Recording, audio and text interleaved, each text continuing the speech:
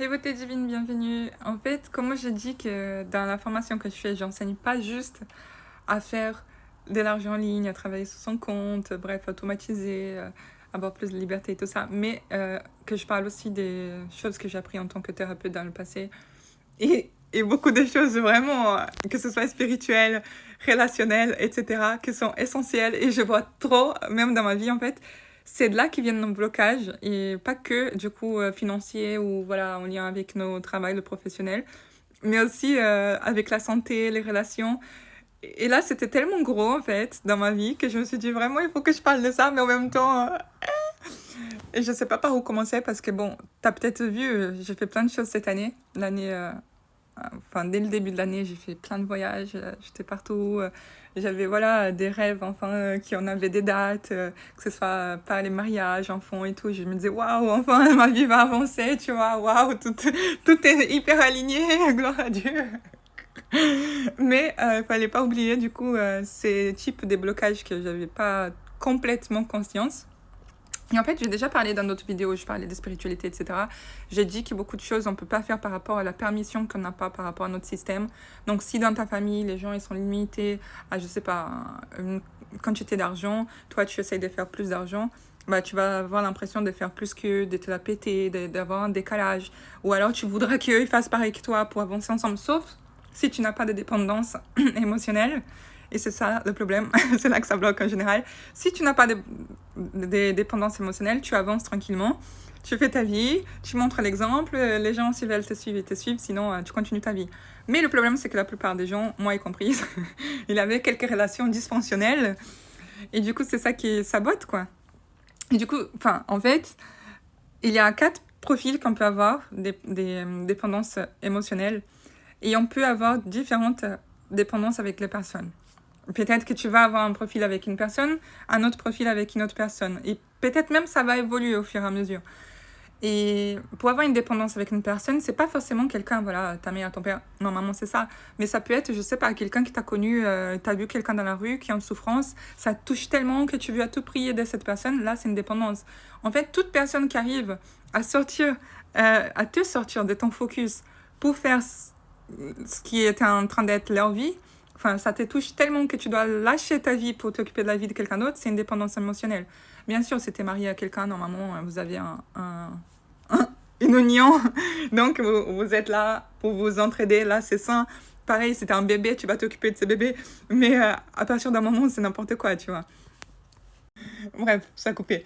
Donc, le truc, c'est que moi, je savais que j'avais certaines relations que j'avais pas complètement accepté comme ça s'était passé. Donc, voilà, par exemple, moi, j'avais pas de dépendance émotionnelle avec ma mère parce que je grandis toute seule, même avec ma famille. Ça, c'était réglé, tu vois. J'arrive à faire des choses sans trop les laisser se mêler. Moi, je ne me mêle pas non plus. Ça, j'ai appris dans le passé, heureusement. Donc, j'arrive à prendre des décisions par moi-même, par rapport à, voilà, ce que Dieu va me dire, par rapport à mes rêves, ce qui va ramener les plus de résultats pour les autres, ce qui est vraiment important pour moi, ce qui est moi, je peux faire, tu vois, et non pas par rapport à ce que ma mère a dit, machin a dit, les gens du passé, mes anciens amis. Il y a encore, quand je suis arrivée en France, je voyais les gens qui avaient leur groupe d'amis, tout le temps les mêmes amis, et j'ai regardé ça, je me disais, oh la chance, parce que moi, j'ai déménagé plein de fois, chaque fois, c'était des nouveaux amis et tout. Et je croyais vraiment qu'ils avaient la chance. Aujourd'hui, je me dis que vraiment, moi, j'ai eu la chance. Parce que du coup, vu que j'ai changé chaque fois d'amis, bah, il n'y avait pas cette dépendance. J'arrive à comprendre que c'est des cycles différents, que la personne elle puisse être proche de moi à un moment et après s'éloigner. Et ça ne veut pas dire qu'on ne s'aime pas, mais que chacun a sa vie. Je vais réussir à avoir des relations plus saines dans ces sens-là. Par contre, tout ce qui était relation vraiment couple, là c'était la cata. Mais déjà voilà, toute ma vie célibataire pratiquement. Hein. Donc je savais que d'un côté, il y avait des choses qui n'étaient pas passées par rapport au père de ma fille. Donc chaque fois j'ai projeté ça, chaque fois j'ai mis sa beauté. En plus voilà, j'étais très amoureuse de quelqu'un et pendant très longtemps j'étais... Mais en même temps, j'ai gâché chaque fois, chaque chance que j'avais avec lui. Donc je me disais, mais pourquoi je fais ça? Je comprends pas, il faut que je guérisse mes traumatismes, nanana. Et en fait, j'ai compris que c'était par rapport à la dépendance que j'avais. Les dépendances que moi j'avais, Tamiris, donc les 4 types qu'il y a, c'est que il y a dépendance affective victime, naturel. Donc, tu vas raconter quelque chose. Oh, il m'est arrivé ça. Parce que comme ça, tu gagnes de l'attention. La personne s'occupe de toi. Oh, l'autre jour, machin. Et tu vas parler de ton passé. J'ai eu cette façon de me relationner avec les gens dans le passé. Après, je me suis rendu compte. Donc, j'ai arrêté. J'ai arrêté de raconter les dramas tout le temps quand je guéris. Et après, il y a un autre type de victime. C'est la intentionnelle. C'est celle qui va vraiment... Pendant le moment qui ça fait hyper mal, c'est le moment que vraiment elle va te montrer qu'elle souffre, tu vois. Parce qu'elle veut que tu aies de la compassion pour elle, que tu la valorises. Et moi, j'étais à fond sur ça. C'était en mode, oh, ça fait mal, je suis en train de te dire que ça fait mal. Tu vas pas prendre la lune pour moi. Ça, j'avais trop ça. Après, il y a narcissiste. Donc, vraiment, moi, tu veux te sentir supérieur. C'est pas la personne qui est narcissiste, c'est le rapport relationnel, hein. Je précise.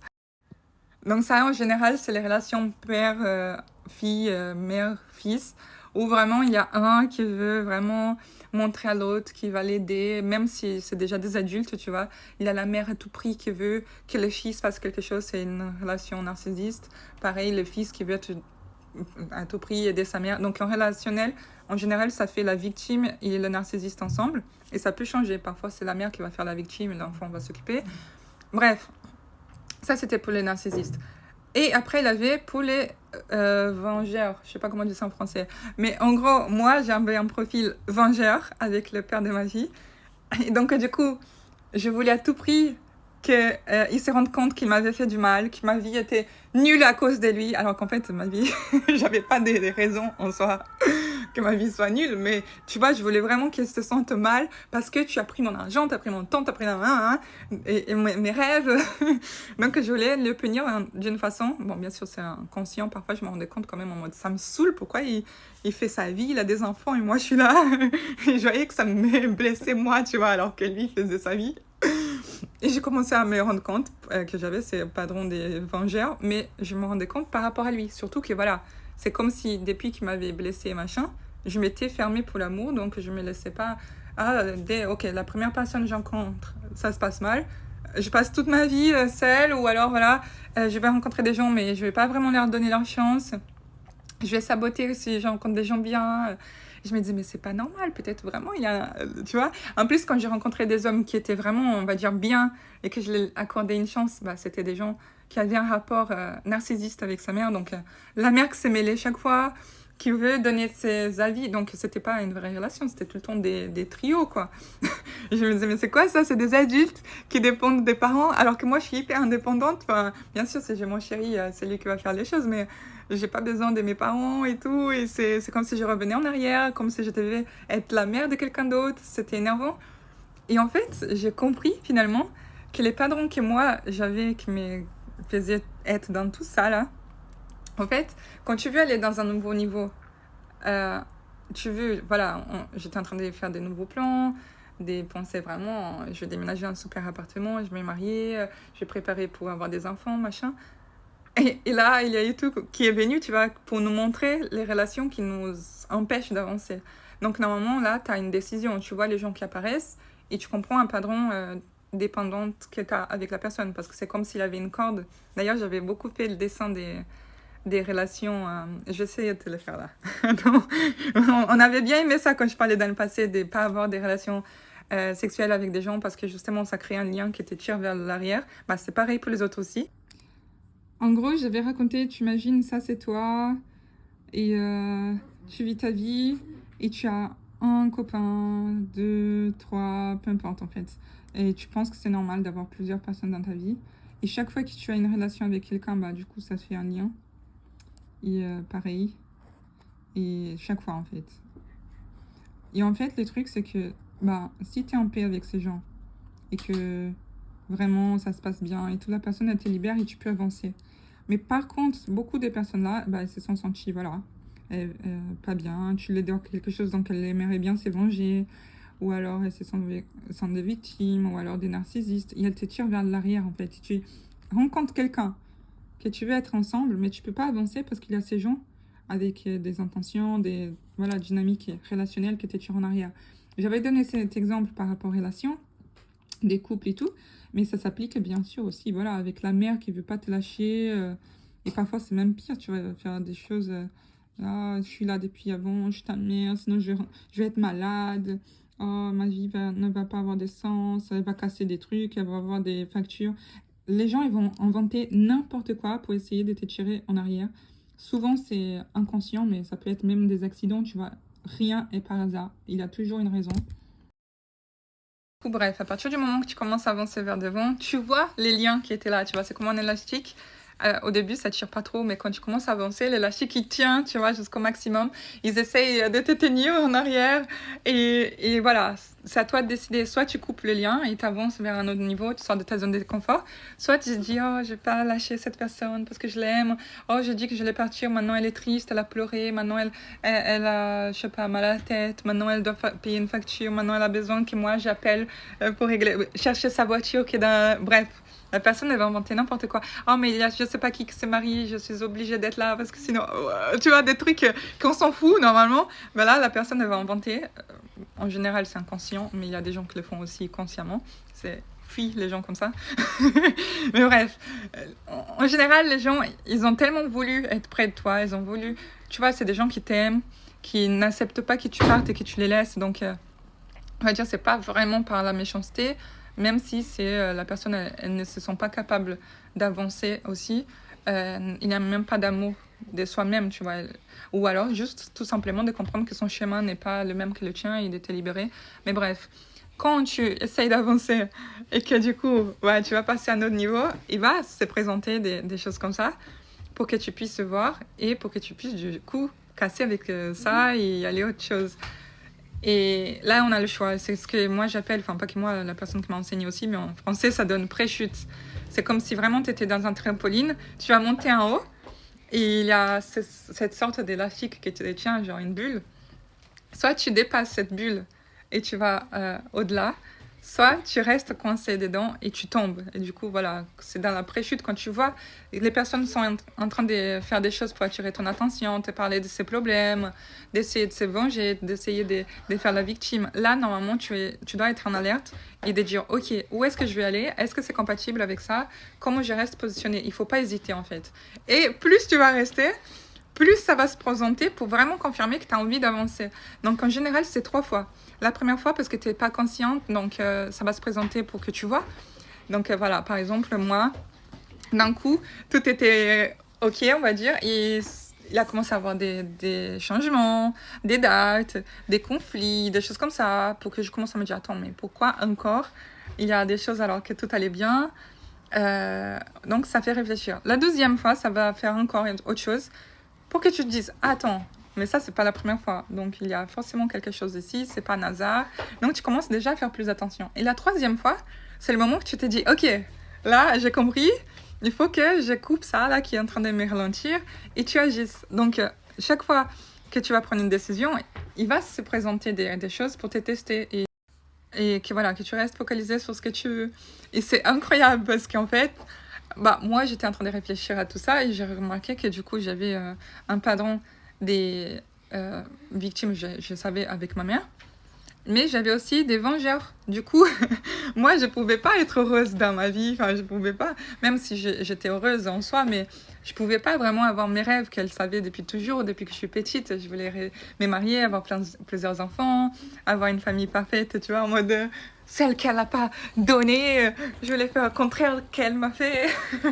Bien sûr, maintenant, tout va bien avec ma mère et moi, mais justement, je me permettais pas et je comprenais pas pourquoi. Et en fait, c'était parce qu'inconsciemment, je continuais de croire qu'elle me devait quelque chose. Pareil que bah, du coup le père de ma fille.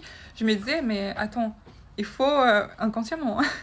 Je me disais, il faut que, voilà, qu'il regrette parce que c'est à cause d'eux si j'ai souffert. Moi, j'avais du potentiel, j'avais les moyens, tout était là pour moi. Je me sabotais en fait chaque fois qu'il se passait quelque chose. Et je l'ai remarqué parce que justement, c'est quand il s'est produit des choses là que je commençais à tout remettre en question par rapport au mariage, la personne, etc. Bah, ma mère, elle est venue me chercher, tu vois, chez moi. C'est la première fois que ça arrive. Et moi, j'étais trop contente. J'étais en mode, waouh, elle prend soin de moi. J'étais en mode, ok, en même temps que je suis en train de gâcher ma vie, on va dire, bah, je suis contente, tu vois. Et en même temps, pareil, par rapport aux professionnels, bah, la personne, on avait un projet incroyable. Il a tout gâché parce que sa mère s'était mêlée et tout. Je me dis, waouh. Mais en même temps, tu vois, waouh, on fait plaisir aux gens qui nous aiment, on se sabote, mais ah. Et c'est vraiment l'enfant intérieur qui est en train de décider, tu vois. En tant qu'adulte, on regarde ça et on se dit, ok, c'est quoi mon rêve? C'est pas en arrière. Donc je brise avec ça et j'avance. Mais si on a toujours envie d'appartenir, des blessures d'enfance, qu'on ne veut pas être adulte, on va répéter tout le temps la même chose et on va pas se permettre de vivre plus loin. Et en fait, là, depuis hier, avant-hier, on va dire, j'étais vraiment décidée en mode non, vas-y, j'ai mon plan, je vais continuer à focus sur mon plan. Peut-être que ce ne sera pas avec la même personne, la même façon, etc. Mais je vais être libre des dépendances émotionnelles. Peu importe, en fait, je me permets. Maintenant, je comprends que ma mère ne me doit plus rien, ni le père de ma fille. Je peux être heureuse. C'est la faute des personnes. C'est la meilleure chose qui s'est passée. J'ai les capacités. Bref, tout a commencé vraiment à s'aligner. Je me suis permis ça. Déjà, il y a eu des gens qui m'ont contacté pour ma formation, des trucs par rapport à ma santé, en mode. Bref, des trucs qui étaient bloqués depuis longtemps. Que là, c'était nickel. Et je me suis dit, bon, ok, et quel type d'homme, du coup, j'ai listé, tu vois, les padrons que j'ai répétés, que je m'intéressais, bah, des hommes qui n'étaient pas vraiment disponibles, qui dépendaient de leurs parents, machin. Même si c'était des personnes bien, tu vois. Mais qui, chaque fois, c'était comme si c'était à moi de les motiver pour qu'ils avancent, au lieu que ce soit eux l'homme de la relation, tu vois. Et donc, j'ai listé, je me suis dit, ce que je préfère le plus, bah, c'est les hommes masculins, ça c'est sûr, mais tu vois, qui prennent sa place d'homme, que ce soit lui le chef de la relation, mais que ce soit un homme protecteur. Donc ça, c'était sûr. J'ai noté ça et je suis allée faire ma vie, tu vois. Après, je me suis dit, ça serait bien quand même que je fasse une vidéo en expliquant les padrons. Mais c'était pas forcément, j'allais pas forcément parler de ma vie, mais je vois que parfois ça aide avec les exemples, que ce soit pas très théorique et qu'on se projette, enfin, que tu arrives à voir par rapport à l'histoire de quelqu'un d'autre. Donc, j'étais allée partir aux toilettes, prendre ma douche, machin.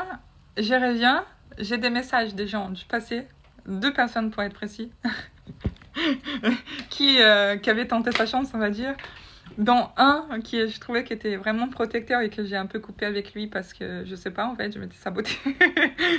Que vraiment, il était super cool dans le sens où, voilà, il habitait très loin, mais il était prêt à tout lâcher pour venir. Et à l'époque, ça m'a fait peur. Je me suis dit, mais attends, on se connaît à peine, tu veux faire ça pour moi et tout. Tu prends pas au sérieux les relations, machin. Et là, je me dis, mais en fait, il a eu quelqu'un, justement, que je vois qui est bloqué avec sa mère et la personne qui était prête à venir. Et les deux m'ont envoyé des messages au même moment, alors que je faisais rien, tu vois, juste parce que j'ai décidé intérieurement. Et les deux, ils sont intéressés par la même chose. Et je suis là en mode, ok.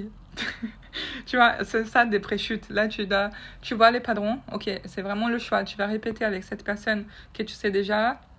Ou tu vas vraiment aller vers ce que tu as dit que tu voulais. Euh, et ça, c'est pour tout. Là, je parle parce que c'est récent. Voilà, ça vient de m'arriver il y a peut-être 5 minutes avant de commencer à enregistrer. Même pas 2, 3 maxi. Et du coup, je donne cet exemple, mais je pourrais en donner par rapport au financier, je pourrais en donner par rapport à la santé, parce que comme je dis, la santé, bah, pareil, ça faisait un moment que je voulais avoir des résultats à la salle, et je pouvais pas. Et à partir du moment que j'ai compris que justement, de ne pas me sentir complètement à l'aise dans ce que je m'attendais, c'était une façon de m'empêcher d'être en relation parce que je me disais, oh, je suis gênée, ça va me complexer et tout. Donc, c'était une façon de ne pas me permettre d'être en couple en fait.